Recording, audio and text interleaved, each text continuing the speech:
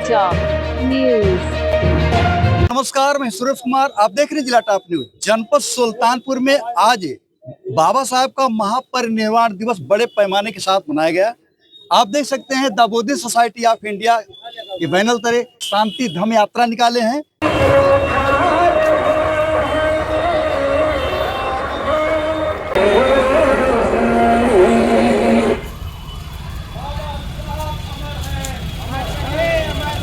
बाबा साहब अमर हैं, अमर हैं।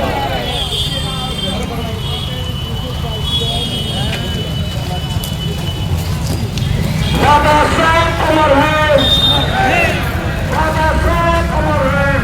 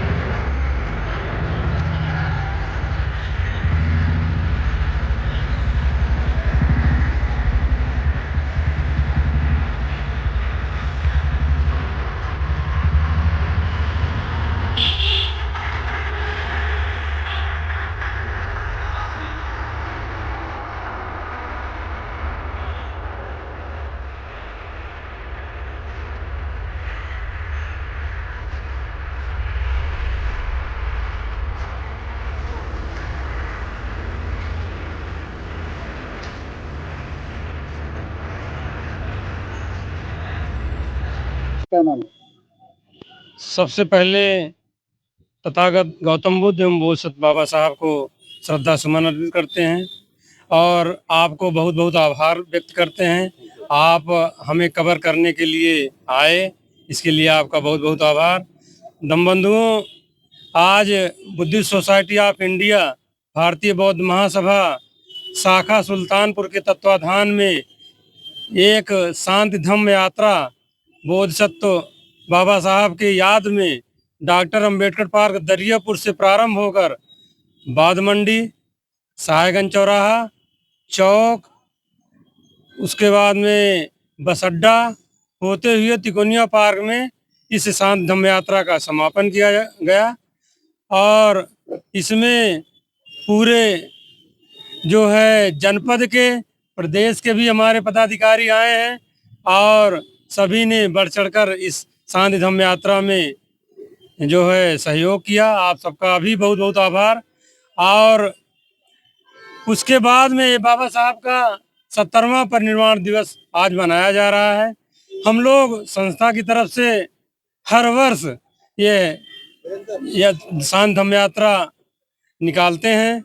उसके बाद में जो है हम लोग स्वल्पाहार की भी व्यवस्था थी। जो बच्चे या जो धम्मानुयायी इस यात्रा में अभी तक भूखे हो गए थे, भूख लग गई थी, उनको जो है स्वल्पाहार के लिए व्यवस्था थी, जो हमारे आदरणीय अरविंद भारती जी के द्वारा ये सहयोग किया गया। उनका भी बहुत बहुत आभार। और साथियों, हम लोग आज ये दुख का समय है, हम लोग शांति धम्म यात्रा निकालते हैं और बाबा साहब के किए गए कार्यों को हम लोग नमन करते हैं, उनको याद करते हैं। इसी के साथ अपनी बात। महापरिनिर्वाण दिवस एक जगह पे रुक करके भी किया जा सकता है, यात्रा क्यों निकाली गई?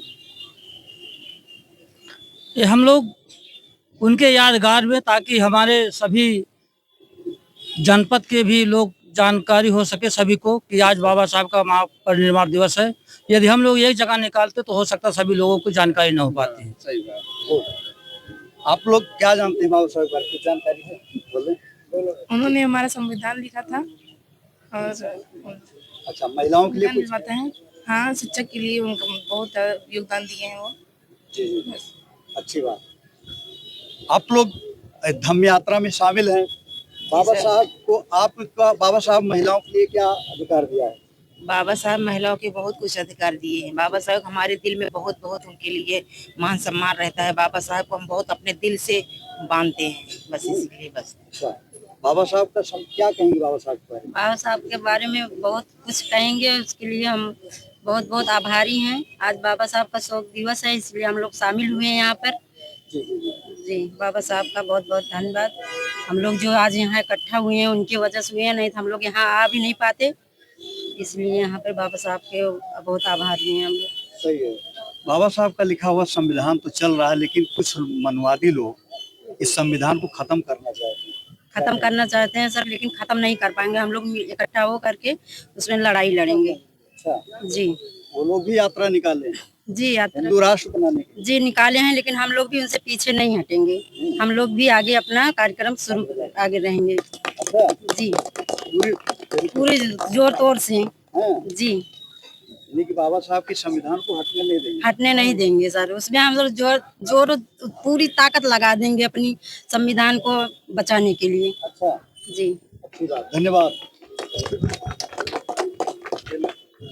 अच्छा, एक चीज आप बताएं जी, आज बाबा साहब का महापरिनिर्वाण दिवस, उनके संविधान को याद करते हुए जी, एक चीज आप बताएं, धीरेन्द्र शास्त्री जी वो भी यात्रा निकाले हैं हिंदू राष्ट्र बनाने के लिए। जी, भारत को हिंदू राष्ट्र बनाने के लिए, सामाजिक समरसता के लिए जो देश में सबसे बड़ी एक विष फैलाया जा रहा, जहर फैलाया जा रहा, वो है जातिवाद।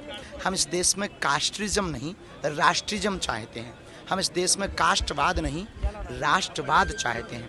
हम इस देश में सामाजिक समरसता चाहते हैं। हम इस देश को पुनः पुराना भारत बनते हुए देखना चाह रहे हैं। इसलिए 7 नवंबर से 16 नवंबर तक दिल्ली से वृंदावन तक की ये पदयात्रा है। इस यात्रा का मकसद क्या है? केवल हिंदू राष्ट्र, केवल हिंदू एकता, यही इस पदयात्रा का मतलब है। यमुना शुद्ध हो, इसके लिए लोगों को हम जागृत करेंगे।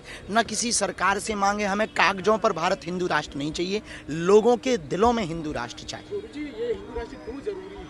कई लोग एक भी कह रहे हैं कि वर्ण व्यवस्था नहीं चाहिए अगर हिंदू राष्ट्र हो। देखो भगवान, 65 से ज़्यादा देश मुसलमानों के हैं, 95 से ज़्यादा देश ईसाइयों के हैं, एक देश बुद्धों के लिए है।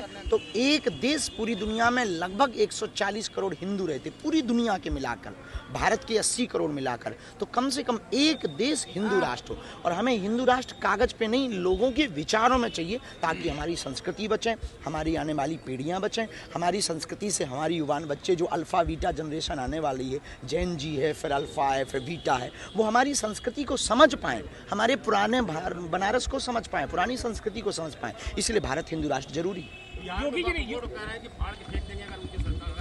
हम राजनीति पर कोई बयान नहीं देते, ना राजनीतिक व्यक्ति। क्या विचार है आपका?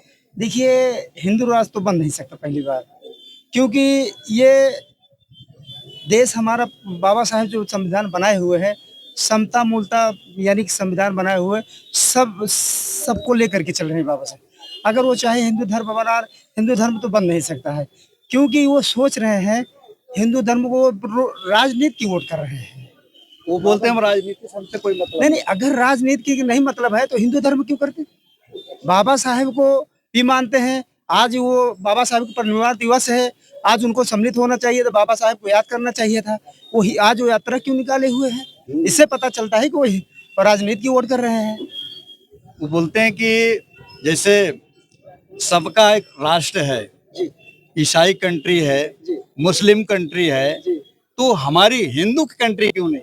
नहीं, ये देखिए, ये हमारा भारत देश है।